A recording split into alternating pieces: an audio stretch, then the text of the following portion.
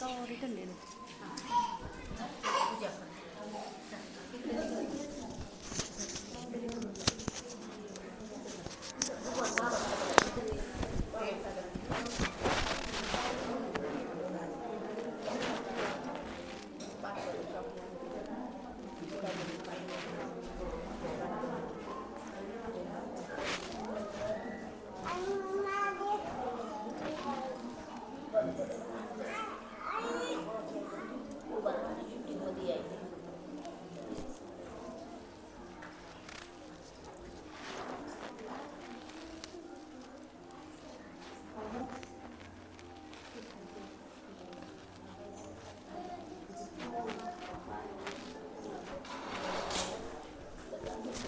आपले दोन्ही हात जोडायचे आहेत, आपले डोळे बंद ठेवायचे आहेत। हे पुरुषोत्तम, मी मनापासून निष्ठा ठेवते तथागतावर, ज्यांचा प्रकाश आहे व्याप्त अनिर्बंध दश दिशात, आणि माझी निग्रही मनीषा तुझ्या भूमीत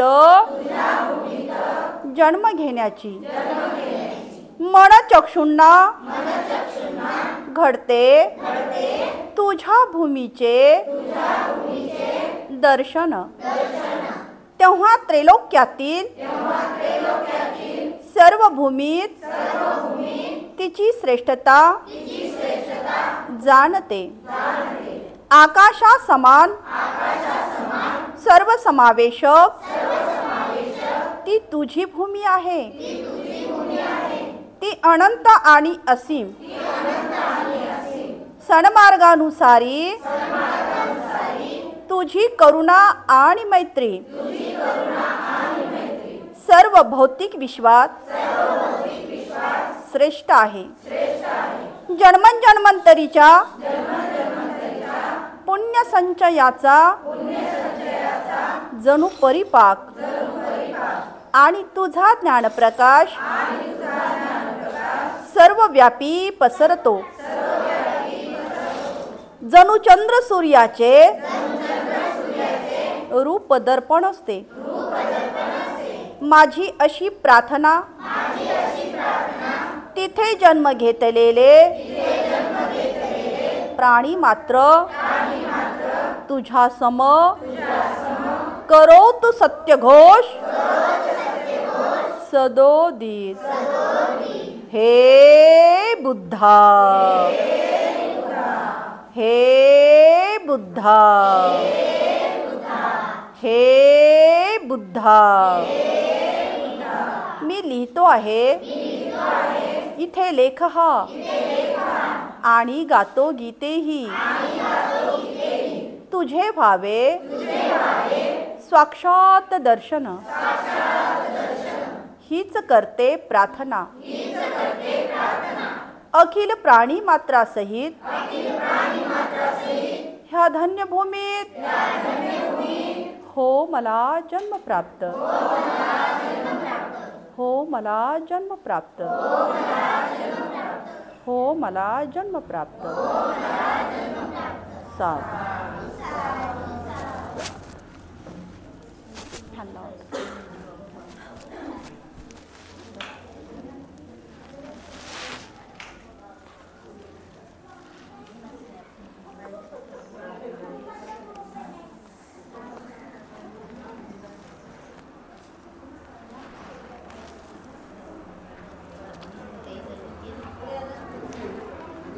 भगवान बुद्ध आणि त्यांचा धम्म या ग्रंथाचं या ठिकाणी पठण होत असताना आपण या ठिकाणी या अगोदरच्या भागामध्ये पाहिलेलं आहे की गर्भवती मातेची या ठिकाणी तीव्र अशी अभिलाषा आपण या ठिकाणी पाहिलेली आहे की जे या ठिकाणी तथागतांचे चाहते आहेत। तद्वतच आपण या ठिकाणी हेही पाहिलेलं आहे की मलिकेची अपार अशी श्रद्धा आपण या ठिकाणी पाहिलेली आहे।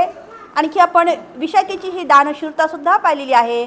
धनंजनीनं ब्राह्मणीची या ठिकाणी महान अशी श्रद्धा, महान अशी भक्ती सुद्धा आपण या ठिकाणी पाहिलेली आहे।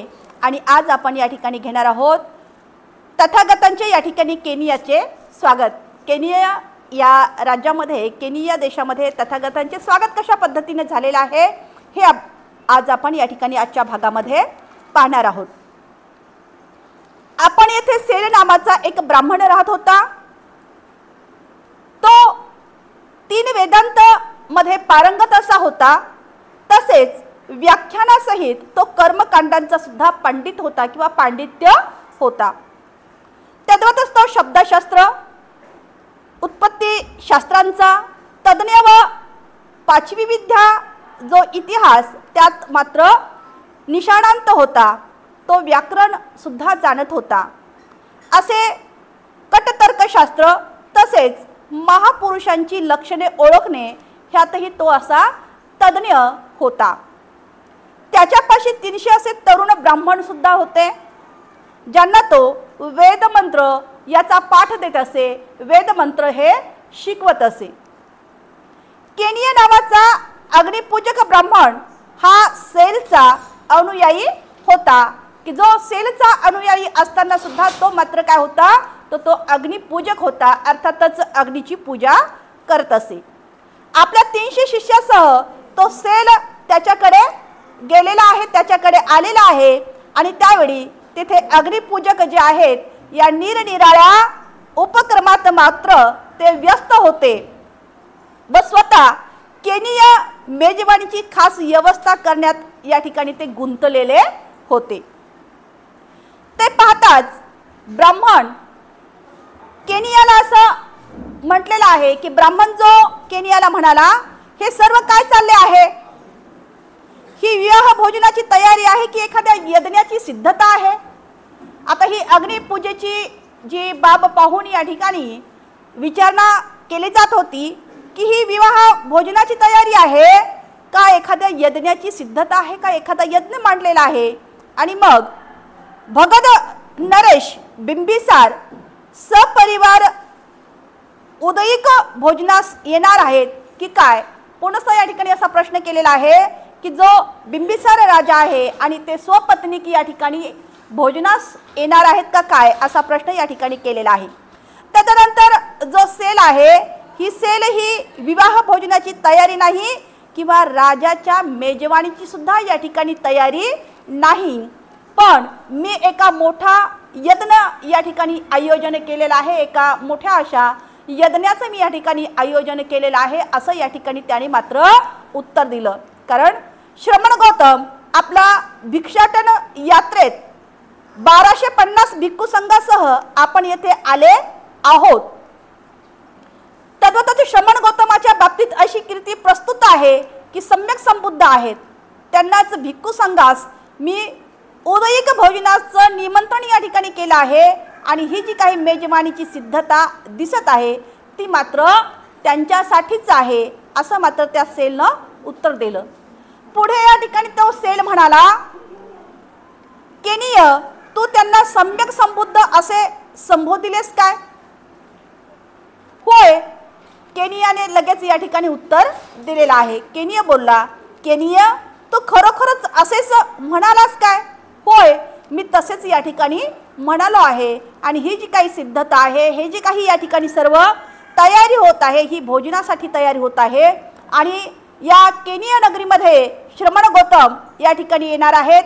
तद्वतच श्रमण गौतम जे आहेत आपल्या 1250 भिक्खू संघासह त्यांचे या केनिया नगरीमध्ये आगमन होत आहे. आणि म्हणून श्रमण गौतमाच्या बाबतीत अशी जी महान अशी कीर्ती प्रस्तुत करून तो सम्यक संबुद्ध आहेत असं सुद्धा या ठिकाणी त्या सेलनं या केनिया नगरीमध्ये सांगितलेलं आहे.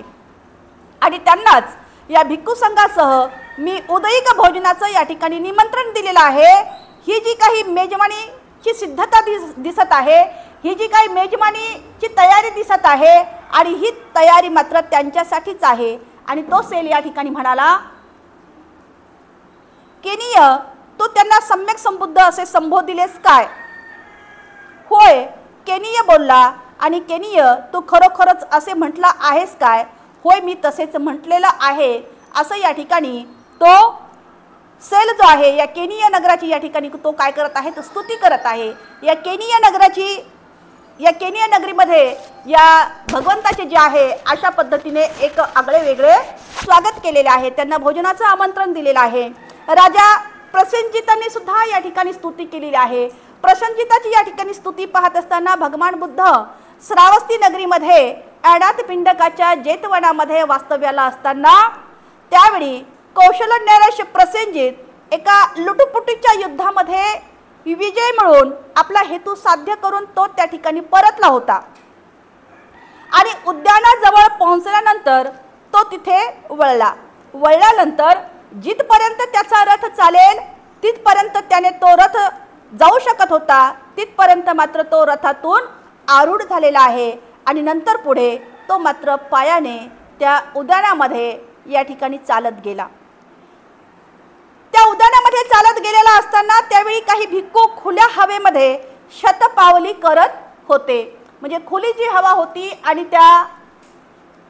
त्या उद्यानामध्ये ते खुल्या पावलाने या ठिकाणी येरझारा करत होते, अर्थातच ते शतपावली करीत होते।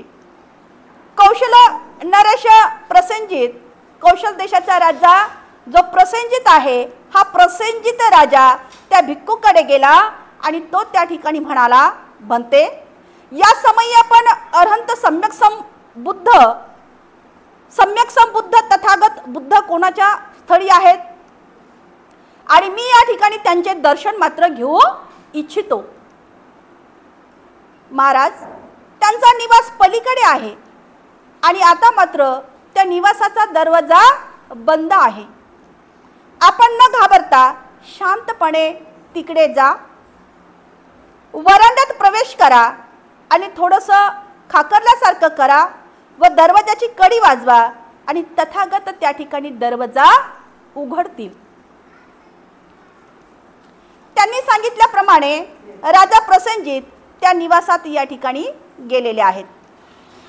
गेल्यानंतर ते थोडे खाकरले व त्याने दरवाजाची कडी वाजवली आणि तथागताने ते दार मात्र उघडले।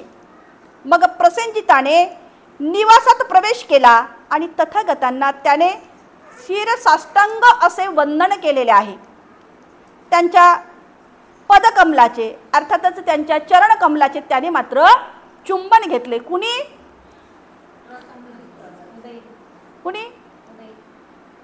बोला, पाठीमागे बोला, काय चालू आहे? लक्ष? तर प्रसेनजित राजाने या ठिकाणी तथागतांच्या दोन्ही चरण कमलाचं काय घेतलेलं आहे?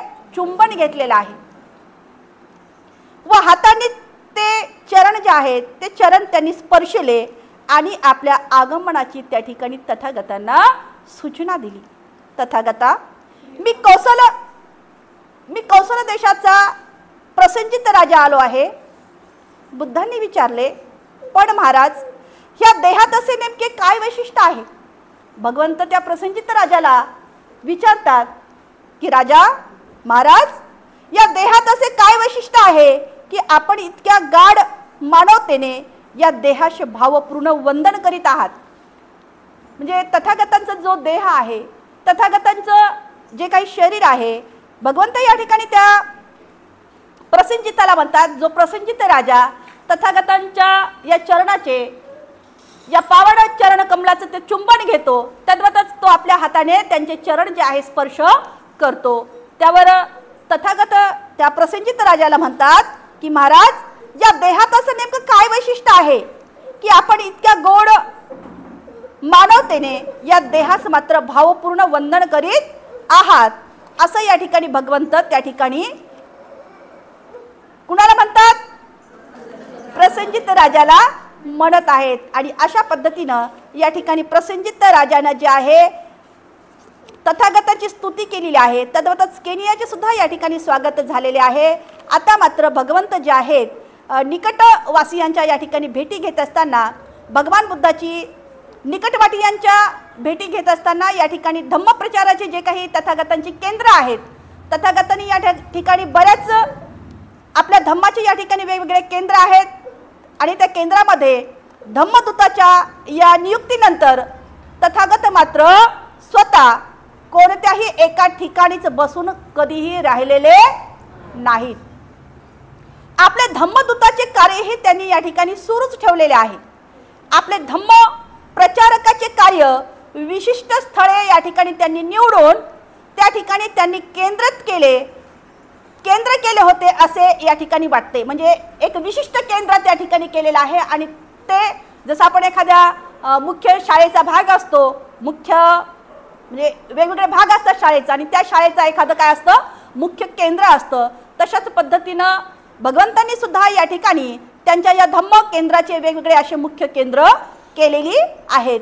आणि या धम्म प्रचाराचे कार्य काही विशिष्ट स्थळे निवडून त्या ठिकाणी त्यांनी केंद्रित केले होते. त्यांना असे वाटते की अशा केंद्रापैकी त्यांच्या या केंद्रापैकी एका या ठिकाणी राज्याचं नाव आहे, ते राज्य म्हटलं म्हणजे श्रावस्ती. तद्वतच राजगृह ही प्रमुख या ठिकाणी त्यांची धम्म प्रचाराची केंद्र आहेत. त्यांनी श्रावस्तीला सुमारे किती भेटी दिल्या होत्या? पाठीमागे 75 वेळा भेटी दिल्या होत्या, बरोबर आहे. राजगृहाला सुमारे त्यांनी 24 वेळा भेटी दिल्या होत्या. राजगृहाला किती वेळा भेटी दिल्या मग? 24 वेळा भेटी दिल्या होत्या. आणखी तर काही स्थळीही धम्म प्रचाराची छोटी छोटी केंद्र या ठिकाणी होती. त्यामध्ये मात्र जसे कपिलवस्तू येथे ते 6 वेळा गेले होते. कपिलवस्तू नगरीला किती वेळा गेलते? 6 वेळा गेलते. वैशाली इथेही ते 6 वेळा गेलेले होते आणि या कम्म सधम इथे मात्र ते 4 वेळा गेले होते. म्हणजे कपिलवस्तूला 6 वेळा, वैशालीला 6 वेळा, श्रावस्ती नगरीला 75 वेळा आणि राजगृहाला मात्र त्यांनी 24 वेळा या ठिकाणी आपल्या भेटी दर्शवलेल्या आहेत. त्यांच्या भेटीची स्थाने पाहत असताना आपल्याला या ठिकाणी धम्म प्रचाराचा प्रवासात उपयुक्त अशा लहान मोठे जे काही केंद्र आहेत, हे लहान मोठे या ठिकाणी केंद्राशिवाय इतरही त्यांनी काही भेटी दिलेल्या आहेत. त्या भेटी म्हटलं म्हणजे उकट्टा, नादिका, साला, अस्सपूर, घोषिताराम, नालंदा, अप्पन, एतुमा येथे सुद्धा या ठिकाणी तथागत गेलेले आहेत. ते ओपसाद, इच्छा, नंगल, चंडाल, कप्प, कुशिनारा येथे सुद्धा गेले. ते देवदह नगरी, काय होती देवदह नगरी भगवंताची?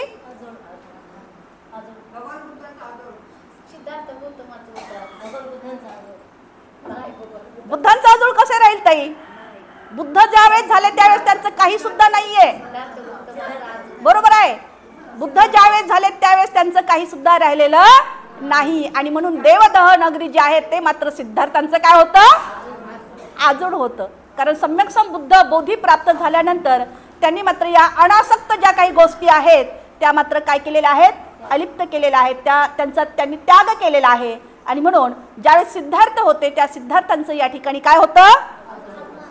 काय? कोणतं? देवदह नगरी. ते देवदह येथे सुद्धा त्यांनी गेलेले आहेत. पावा येथे सुद्धा गेलेत, अंबसंडा येथे गेले, सेतवा, अणुपिया आणि अजुनवा येथे सुद्धा गेले. त्यांनी भेटी दिलेल्या या स्थळांची नावे पाहिली म्हणजे असं समजते की शाक्य देश, कुरु देश, अगध देश याही ठिकाणी त्यांनी आपला मात्र प्रवास केला होता. सामान्य असे म्हणावयास हरकतही नाही की त्यांनी सर्व उत्तर भारताची या ठिकाणी यात्राच केली होती. एकंदरीत जे आहे भगवंतांनी उत्तर भारताची एक प्रकारे काय केली होती? यात्रा केली होती. या स्थानकांची संख्या जरा कमी वाटते पण त्यामध्ये अंतर किती आहे? म्हणजे या स्थानकांची जरी संख्या कमी वाटत असली तरी मात्र याची काय आहे तर संख्या अशी भरपूर आहे किंवा मोठी आहे. ही स्थानकांची संख्या जरी कमी वाटत असली तरी त्यामध्ये अंतर खूप असं आहे आणि ते अंतर त्यांना कसं पार करायचं होतं? पायी पार करायचं होतं. कारण त्यावेळची जी परिस्थिती होती ती मात्र केवळ पायी प्रवास करायचा होता. लिंबोणीपासून राजगृह 250 मैलापेक्षा कमी लांब नाही. लिंबोणी ते वैशाली, लिंबोणी ते राजगृह हे 250 असे लांब आहे किंवा 250 किलोमीटर या ठिकाणी आहे. यावरून अंतराची थोडीशी या ठिकाणी आपल्याला काय येईल? कल्पना येईल. ही सर्व यात्रा बुद्धाने मात्र पायी पायीच केली होती. ते त्यांनी बैलगाडीचा सुद्धा या ठिकाणी उपयोग केलेला नव्हता, कारण त्यावेळेस माहित आहे आपल्याला रथही होतं, बैलगाडी होती, परंतु तथागताने या ठिकाणी बैलगाडीचा किंवा रथाचा सुद्धा उपयोग केलेला नाही। या यात्रेत त्यांना वाटेत राहण्यासाठी कुठेही जागा उपलब्ध नव्हती। नंतर मात्र जे उपासकांनी या ठिकाणी त्यांचा ग्रस्त उपासकांनी वेगवेगळ्या दानामधून त्यांना विहार किंवा विश्रांती स्थान या ठिकाणी बांधल्यामुळे त्यांची या ठिकाणी राहण्याची काय झाली होती, व्यवस्था झाली होती। भिक्खूंचे प्रवासात विश्राम करण्याची सोय होऊ शकली, कारण या उपासकांचं तथागतांना या ठिकाणी काय होतं, दान दिलेलं होतं। बहुधा बुद्ध रस्त्यालगतच्या वृक्षाच्या छायेतच त्या ठिकाणी अगोदर जे आहे राहत असत। त्यांचा संदेश स्वीकारण्यास जे सिद्ध होते त्यांचे संदेह व अडचणीची निवारण करीत, म्हणजे ज्यांना ज्यांना या ठिकाणी काही संदेह असेल, ज्यांना ज्यांच्या काही या ठिकाणी प्रश्न असतील, त्या प्रश्नांचा या ठिकाणी तथागत मात्र उलगडा करत असत। जे त्यांना विरोधक करण्यास उत्सुक असे झाले होते त्याच्याशी मात्र भगवान बुद्ध वादविवाद करून त्यांना उत्तर देत व जे आजान बालकाप्रमाणे मार्गदर्शनासाठी येत त्यांना मात्र भगवान बुद्ध सदोदित सन्मार्ग दाखवत होते। बुद्धांची एका स्थळापासून दुसऱ्या स्थळापर्यंत, एका गावापासून दुसऱ्या गावापर्यंत ही यात्रा मात्र अनंत अशी चालूच राही। बुद्ध जाणून होते की जे लोक त्यांचा उपदेश ऐकण्यात येत असत ते सर्वच बुद्धिमान नव्हते, तसेच निर्विकल्प मनोवृत्तीचे सुद्धा नव्हते। त्यांनी आपल्या भिक्खूंना अशाही सूचना दिल्या होत्या की श्रोतवर्ग जे आहेत हे 3 प्रकारचे आहेत। भगवान बुद्धांनी आपल्या भिक्खूंना हे 3 वर्ग सांगितलेले आहेत की श्रोतवर्ग जो आहे 3 प्रकारचा असू शकतो। निर्बुद्ध, ज्या मूर्खाला काहीही दिसू शकत नाही आणि तो पुन्हा पुन्हा भिक्खूकडे जातो, ज्याचे भाषण आदि मध्य अंत असे संपूर्ण ऐकतो, पण त्याला त्यातलं काहीच उमगत नाही, कारण त्याला बुद्धी मुळीच नसते। हा एक प्रकारचा श्रोतवर्ग सांगितलेला आहे। याहून चांगले म्हणजे जो मन एकाग्र करू शकत नाही असा, तो पुन्हा पुन्हा पुन्हा पुन्हा भिक्खूकडे जातो, त्याचे जे संभाषण आहे, त्याचे जे भाषण आहे आदि मध्य अंत संपूर्णपणे ते ऐकतो आणि तसे करीत असताना त्याला ते सर्व उमजते, समजते, पण तिथूनच उठल्यानंतर आणि घरी गेल्यानंतर मात्र त्याला त्याच्या ध्यानामध्ये काहीच राहत नाही। त्याचे मन मग कसे होते, एखाद्या कोऱ्या पाटीवाणी होते। आणि इथे ज्यावेळेस भगवंत ज्यावेळेस सांगतात किंवा भिक्खू संघ ज्यावेळेस सांगतो त्यावेळेस मात्र तो एकाग्र चित्ताने आणि मन लावून ऐकतो आणि घरी गेल्यावर मात्र त्याच्या काहीही लक्षात राहत नाही। आणि अशा प्रकारचा एक काय आहे, हा स्रोत वर्ग आहे। याहून या ठिकाणी 3रा वर्ग सांगितलेला आहे, तो म्हटलं म्हणजे श्रेष्ठ म्हणजे प्रगल्भ ज्ञान माणूस, तो पुन्हा पुन्हा भिक्खूकडे जातो, त्यांचे भाषण आदि मध्य आणि अंत असे संपूर्ण ऐकतो आणि तसे करताना त्याला सर्व काही उमजते, सर्व काही तो आपल्या स्मरणामध्ये ठेवतो, अर्थातच तो आपल्या लक्षामध्ये ठेवतो। स्थिर निश्चय आणि धर्म व धार्मिक विषयात तो मात्र तज्ञ आणि बुद्धिमान असतो। असे असूनही बुद्ध जे आहेत ते धम्मप्रचारासाठी गावोगावी न कंटाळता जातच असत। भिक्खूप्रमाणे त्याच्याशी 3 पेक्षा जास्त चिवरे कधीही नसत, कारण जे नियम या ठिकाणी तथागतांनी घालून दिलेले होते ते भगवंतांनी या ठिकाणी भिक्खूंना घालून दिले होते। अर्थातच ते स्वतः सुद्धा या ठिकाणी हे नियम मात्र पाळत होते। जे भिक्खूंना या ठिकाणी 3 चिवर वापरण्याची एक नियम होता, ते 3 पेक्षा जास्त चिवर कधीही नसत। ते फक्त दिवसातून एकदाच अन्न ग्रहण करीत आणि दररोज सकाळी दारोदार भिक्षा मागून अन्न जमवीत। आणि आपण या ठिकाणी भगवान बुद्ध ज्यावेळेस सम्यक संबुद्ध झाल्यानंतर आपल्याला माहित आहे की कपिलवस्तू नगरीमध्ये त्यांचं आगमन झालं होतं, ज्या रथातून ते लोकांना या ठिकाणी दान धर्म देत होते। आणि बुद्ध झाल्यानंतर ज्यावेळेस ते कपिलवस्तू नगरीमध्ये जातात त्यावेळेस मात्र ते स्वतःच्या हातामध्ये भिक्षा पात्र घेतात आणि दारोदारी या ठिकाणी ते भिक्षा मागत असतात, कारण जे भिक्खू संघांना या ठिकाणी भगवंतांनी नियम करून दिले होते तेच नियम जे आहेत भगवान बुद्ध स्वतः सुद्धा या ठिकाणी काय करायचे, पालन करायचे. आणि म्हणून या ठिकाणी बुद्धांनी सुद्धा 3 पेक्षा जास्त चिवरे या ठिकाणी घेतलेली नाहीत. ते फक्त दिवसातून एकदाच अन्न ग्रहण करीत असत. दररोज सकाळी दारोदार भिक्षा मागून अन्न जमित असत. कोणत्याही माणसाने इतके कठीण म्हणजे कोणत्याही मानवाने एवढे कठीण काम पार पाडले नसेल आणि तेही इतक्या प्रसन्नतेने. कोणत्याही मानवाने एवढं कठीण काम पार पाडलेले नसल आणि ते सुद्धा कसं, एवढ्या प्रसन्नतेने. कारण त्यांनी कोणत्याही प्रकारचं हत्यार या ठिकाणी उचललं होतं का, नाही. केवळ त्यांना या ठिकाणी ज्ञानाचा जो महासागर जो आहे असंच या ठिकाणी म्हणावं लागेल. आणि ह्या ज्ञानगंगेमध्ये या महासागरामध्ये जो कोणी डुबकी मारल त्याच्या मात्र जीवनाचं या ठिकाणी काय होणार आहे, कल्याणच होणार आहे. आज आणि आपण या ठिकाणी इथेच थांबणार आहोत. साधू साधू साधू.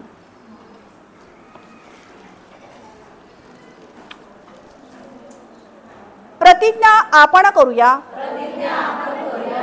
जीवसृष्टी आहे असीम, ती भवसागर पार नेण्याची. प्रतिज्ञा आपण करूया. आपणात दोष असंख्य, ते नष्ट करण्याची. प्रतिज्ञा आपण करूया. आहेत सत्य अनंत, ती पूर्ण आकलण्याची. प्रतिज्ञा आपण करूया. भगवान बुद्धांचा अतुल्य मार्ग, तो संपूर्ण साध्य करण्याची.